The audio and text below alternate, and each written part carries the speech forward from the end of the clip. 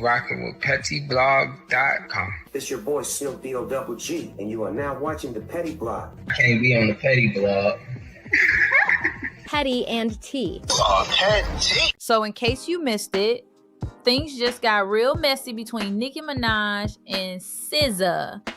And Nicki refuses to take her foot off SZA's neck as she continues to directly try to drag her. And after SZA talked about how her tour grossed more than $100 million, Nicki wants to make it instinctively clear that SZA is not more successful than her.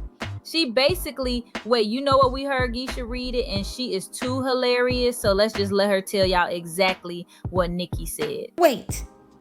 Does SZA think she's more successful than me? LOL. Y'all catch me up, please. SZA, if every song you've ever done vanished right now, the music business wouldn't even miss you. I've been to countries that never heard of you. I know you're not that stupid, are you? Stadiums. Did you look at the venues I've played on my own? Headlines, festivals, tour out of the country last year? Bitch, have you ever headlined to 80,000 people? Bitch, what have you ever done besides yodel? With auto-tune that needed retuning. Ooh, I'm an icon. You're not. The end. Pay that man for almost breaking his back. Why didn't you speak up when your exec was bullying and harassing me, you dirty mangy cunt? These botted numbers on all platforms have y'all losing y'all motherfucking minds. You're the type that would have been quiet in school. Trying to fit in. You still have no clue who you are. I know you went nights without washing that musty face. Bitch, how you remember exactly where every freckle goes. Hashtag justice for Damari. Desiree Perez, we want to discuss your daughter's lawsuit. And did you do your deposition?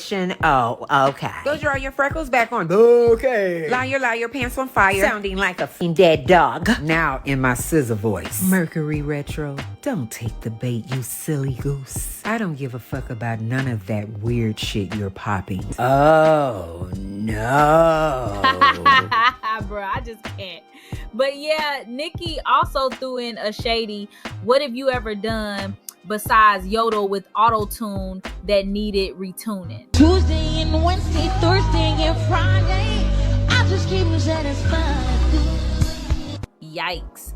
Then came the real venom, calling her a dirty, mangy bee, accusing her of saying nothing while her exec was allegedly harassing Nicki, and ending it with a low blow about her freckles disappearing and not washing her face. But the internet is scratching their heads because they want to know what was the reason, and more importantly, what was the real reason. And of course, it's suspected to all be tied to a song called Broken Barbies. Not by SZA, but by a small TDE artist named Lyric. A song that had nothing to do with Barbies for real, let alone Nicki, despite its name. Their conversations, hating, complaining, no thank you, yuck. And because this artist has the same manager as SZA, SZA's tweet was about her. Huh? Make it make sense, please. Since when does SZA control who her manager works with? Do any of you ever remember controlling who else managers hire at work and being held reliable for what your coworker did? Basically, SZA's manager, Terrence Punch Henderson from TDE, reposted the song and Nicki took that personally. But is that really the root of all this? Girl, this song didn't even really pose any type of threat, not even a little. It's literally a personal, emotional ballad with poetic bars about broken women. There's zero shade in it, and it only had like 100 views before the drama. The girl had less than 500 subs, and we know Nicki, who is big on numbers, was not threatened by that. Let's be very for real. So what gives? Nicki stans think she felt slighted by Punch, but is that just an excuse? These bots done got to your motherfucking fat heads, I see. Y'all don't even know who's a motherfucking superstar and icon anymore, huh, Mizza? Mizza, you're not an icon. You are a yodeling fool who needs auto-tune. Take your yodeling ass on somewhere else, bitch. Was Nicki really mad over a random song named after a little girl's toy from a virtually unknown artist that a man she doesn't even know signed? Yes, they do not know each other. According to him, he only had one interaction with Nicki before ever in life. She requested a collab with SZA many years ago, but he let her know that SZA was in work mode and couldn't fulfill the request at the time, and he never heard from Nicki again until now. He said Nicki Minaj had reached out for a SZA feature. He responded and told Nicki Minaj that SZA was in album mode heavy, and that was it. They never spoke again. He's lost after that. So was this really bait and a way for her to launch a full attack on SZA and use it to remind the world that she is the chart-topping, arena-filling queen with 15 years in the game? Because if you look closely, it ain't even about the freckles or the fake numbers or even TDE, because based on everything previously said, it makes zero sense. So in our opinion, it's about Nicki feeling disrespected by someone who she claims owes her and the circle he's affiliated with. I mean, think about it. Nicki is still mad that Hov chose Kendrick Lamar for the halftime show. A show that has more viewers a year than any other show in existence combined. And we know Nicki cares his numbers. They say numbers don't matter. They turn around and say LeBron ain't got 6 rings. And had Hov chose Wayne, then Wayne would have brought her out as the only female during halftime. But because Hov chose Kendrick, SZA took her spot. No?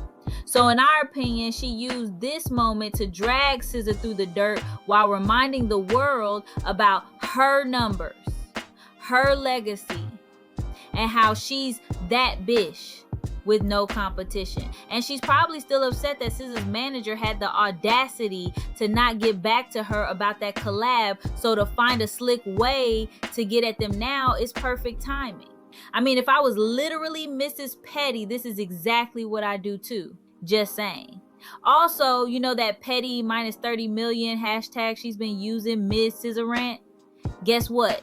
It's allegedly direct shots at Doechii, another female rapper who did humongous numbers months ago, especially with certain songs like Anxiety, but lost over 30 million listeners once that song started drying out. And get this, Doechii is also a TDE artist. So of course Nicki is coming for the whole roster, as she always does. She comes for people for being affiliated. Am I lying? So let's really talk about it. Was Nicki Minaj genuinely pressed over a song with no numbers yet that took no shots at her?